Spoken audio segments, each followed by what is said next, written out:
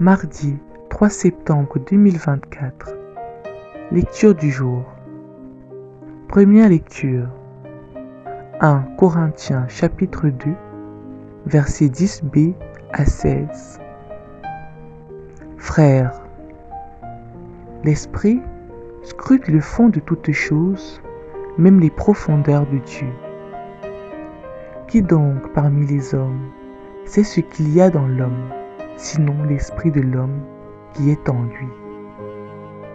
De même, personne ne connaît ce qu'il y a en Dieu, sinon l'Esprit de Dieu.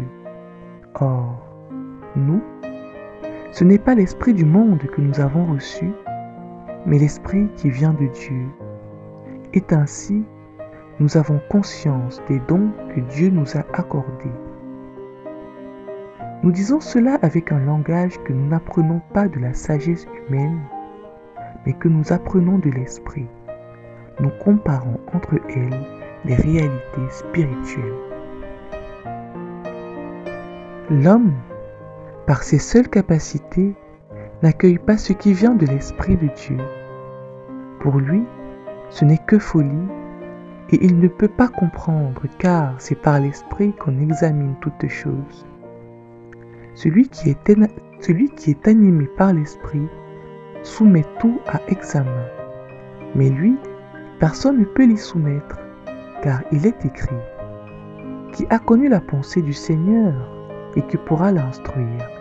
Eh bien, nous avons la pensée du Christ. Psaume 144. Le Seigneur est juste en toutes ses voies. Le Seigneur est tendresse et pitié, lent à la colère et plein d'amour. La bonté du Seigneur est pour tous, sa tendresse pour toutes ses œuvres. Que tes œuvres, Seigneur, te rendent grâce et que tes fidèles te bénissent.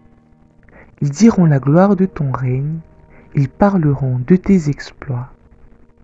Ils annonceront aux hommes tes exploits, la gloire et l'éclat de ton règne. Ton règne, un règne éternel, ton empire pour les âges des âges.